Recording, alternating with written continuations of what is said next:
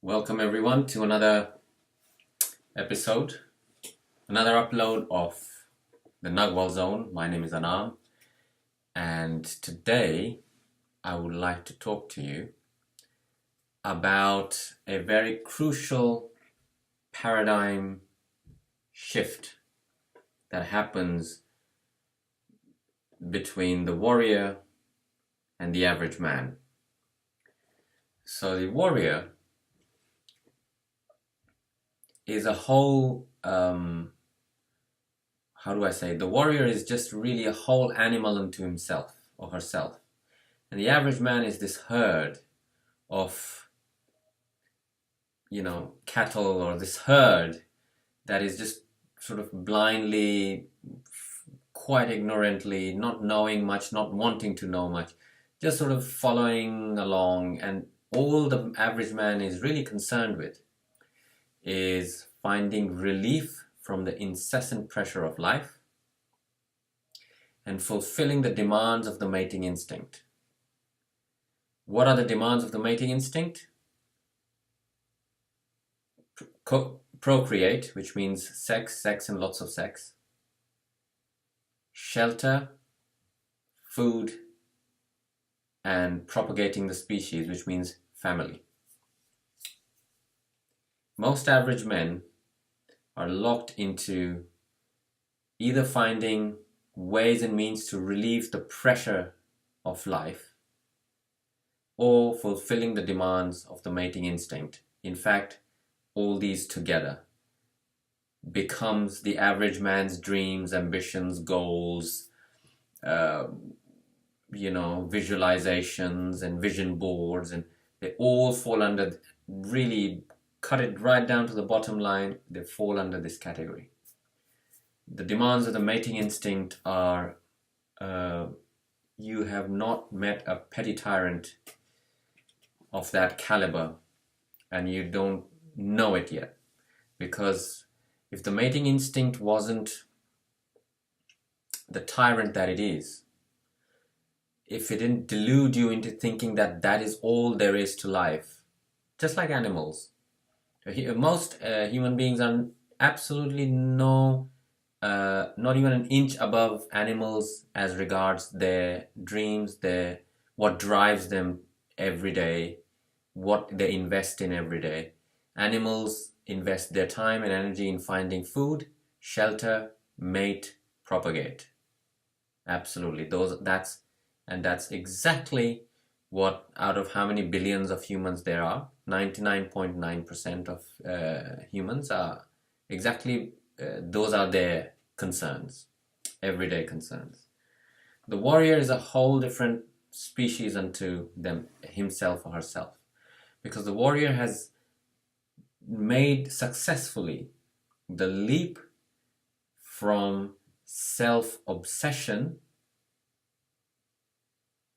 to self-examination.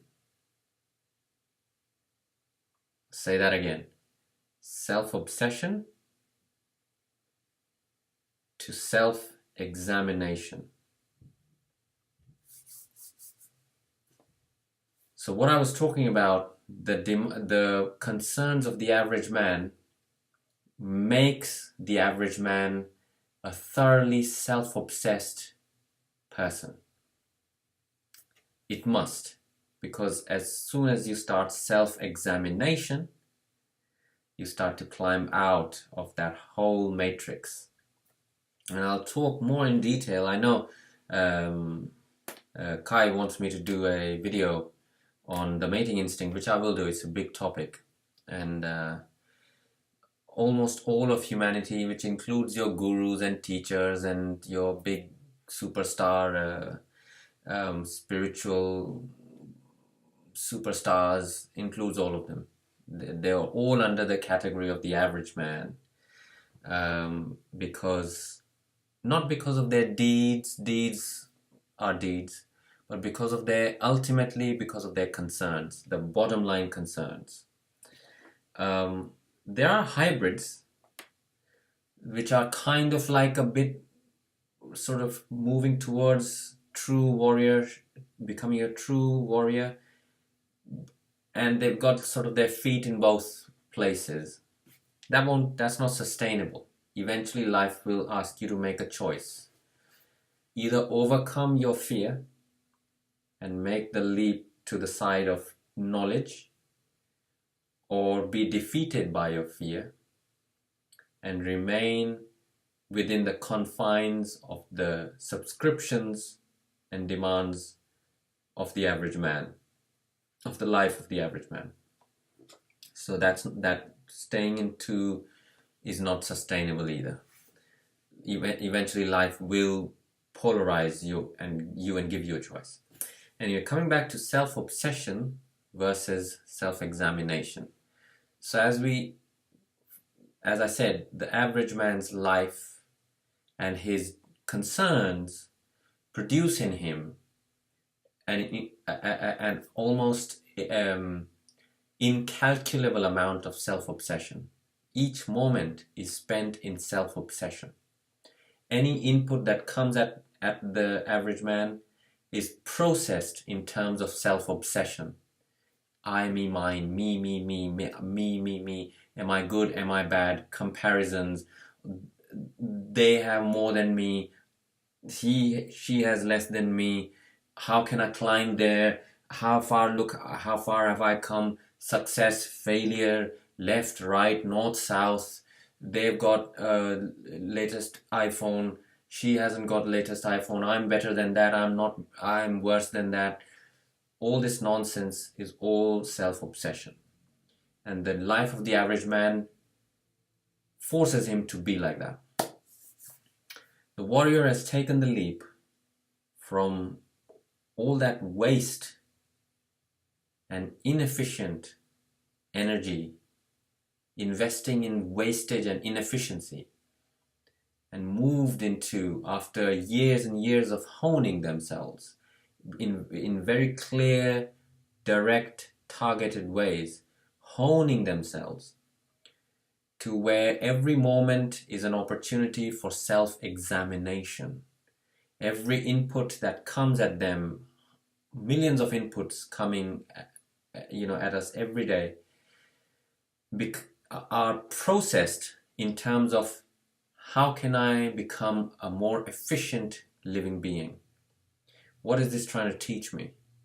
How can I learn? What can I let go of? What is holding me back?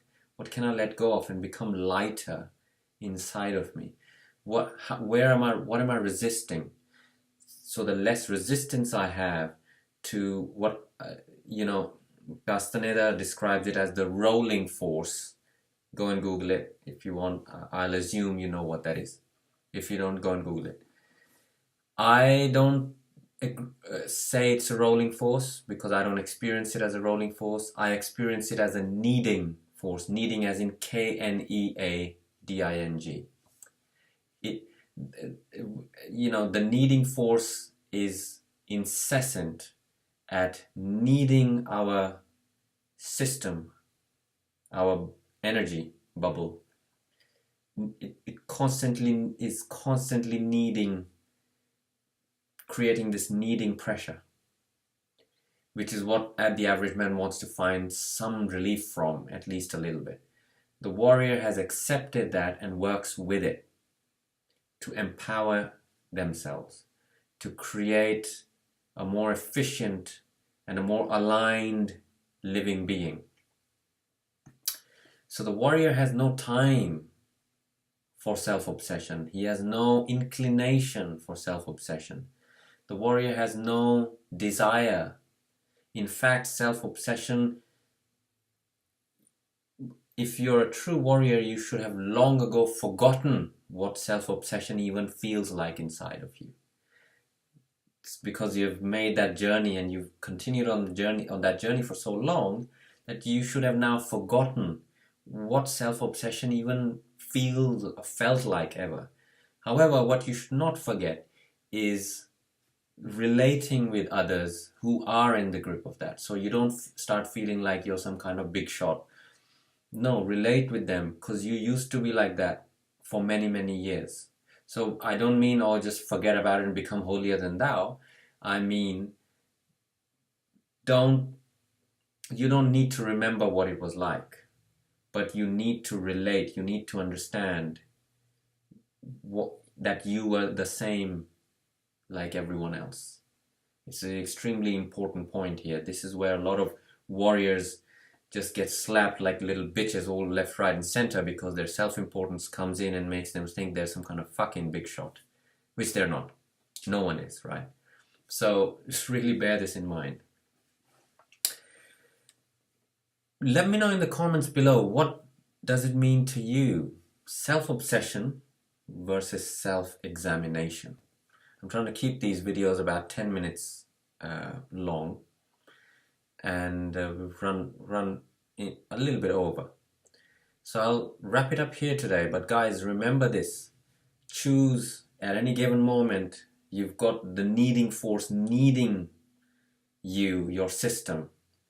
You've got a choice to respond, either with self-obsession, and self-obsession always arises out of the victim. Only the victim can role play, can be the self-obsessed person. Or you can make the choice to be an efficient warrior. And if you will need to do something, because that needing force will not stop. It's relentless. So are you gonna self-examine? Are you gonna invest yourself in self-examination? Or are you gonna waste your time in self-obsession? With that, I'll leave you guys. Be back next. I've switched from Fridays to Mondays or Tuesdays now, each week doing videos. So just keep an eye out for that. Subscribe, hit like, whatever else you feel like doing. Comment if you have anything to say. And I will see you again next week. Walk in freedom, guys.